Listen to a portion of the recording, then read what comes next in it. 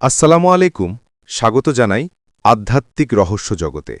আজকের ভিডিওটি এমন এক সহজ কিন্তু শক্তিশালী আধ্যাত্মিক পদ্ধতি নিয়েই, যেখানে আমরা প্রেমের টানকে জাগ্রত করে মানুষকে নম্রভাবে আপনার প্রতি আকৃষ্ট করার জন্য কাজ করব।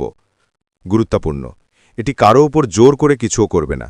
এটি কেবল উদ্দেশ্য, মনোযোগ ও ইতিবাচক শক্তি জাগ্রত করার জন্য। পরিবেশ। এই কাজটি করুন অমাবস্যার রাতের নীরবতা, কিন্তু বিশেষ কোনো ঝুঁকিপূর্ণ উপাদান ব্যবহার করবেন না। প্রস্তুত রাখুন একটি সাদা কাপড়, একটু লাল রঙের ফুলের রস বা লাল রেশম কাঁচিকালি, প্রতীকী একটি ছোট পাত্রে পানি, একটি মোমবাতি এবং আপনার জন্য শান্ত এক কোণ। পরিবেশ শান্ত ও পবিত্র রাখুন। নকশা ও সংকল্প। আপনি মোট ৩টি প্রতীকী নকশা অঙ্কন করবেন। প্রতিটি একটি আলাদা উদ্দেশ্য বহন করবে। ১. সম্পর্কের সুস্থতা ও বোঝাপড়া বৃদ্ধি। ২. অতীতের কারাবন্ধন মুক্ত করা। ৩. দুটি মনের মধ্যে সৎ ও আন্তরিক টান সৃষ্টি করা। প্রতিটি নকশা অঙ্কন করুন সাদা কাপড়ে, লাল প্রতীকী রং দিয়ে। আমি স্পষ্ট করে বলছি, এটি প্রতীকী রং। কোনো মানুষের শরীর বা অনৈতিক উপাদান ব্যবহার করবেন না। আঁকার সময় মনোযোগ ধরে রাখুন। প্রত্যেক নকশার সঙ্গে একটি সংক্ষিপ্ত সংকল্প বাক্য উচ্চারণ করুন, যেমন তোমার মনে ইতিবাচক টান জাগক এবং আমাদের ভালোবাসা সৎভাবে প্রস্ফুটিত হোক। প্রক্রিয়া। রাত 12টার পরে একটা মোমবাতি জ্বালান এবং নিঃশ্বাস নিন। ৩ বার ধীরভাবে ইনহেল এক্সহেল করুন। প্রথম নকশা দেখিয়ে মন থেকে অশুভ স্মৃতি ধ্বংস হওয়া কল্পনায় আনুন। নকশাটি আলতো করে পানি দিয়ে ধুয়ে নিন, প্রতীকী মুক্তি।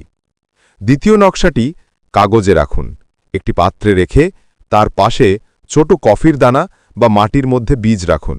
এটি নতুন সূচনা ও সমাধানের প্রতীক। তৃতীয় নকশাটি নিজের ঘরের দরজার কাছে বা আপনার বালকনিতে সংরক্ষণ করুন। এটি আপনার ঘরে ইতিবাচক শক্তি টানার প্রতীক। কখনোই অন্য কারো সম্পত্তিতে ছাড়া বা গোপনে রাখবেন না। মেডিটেশন। প্রতিটি ধাপ শেষে ৫ থেকে ১০ মিনিট নীরবভাবে বসে ধ্যান করুন এবং আপনার কাঙ্ক্ষিত ব্যক্তির জন্য সৎ, মঙ্গলময় ইচ্ছা জানান। জোর করে কিছু করানো নয়।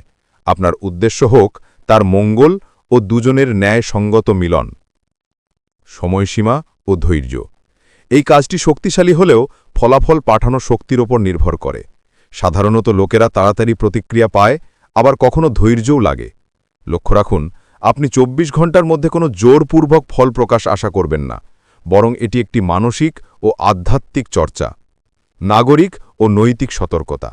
মনে রাখবেন, কারো ব্যক্তিগত স্বাধীনতা বা মর্যাদা লঙ্ঘন করা বেআইনি ও অনৈতিক।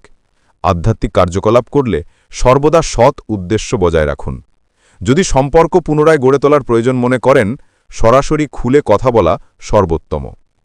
শেষ কথা, বন্ধুরা, প্রকৃত ভালোবাসা আবেগভিত্তিক নয়, সম্মান, সম্মতি ও আন্তরিকতার ওপর দাঁড়ায়। আধ্যাত্মিক চর্চা মানসিক শক্তি বাড়ায়, আপনাকে স্পষ্ট করে এবং সান্ত্বনা দেয়। ভিডিওটি যদি ভালো লাগে থাকে, লাইক ও সাবস্ক্রাইব করুন।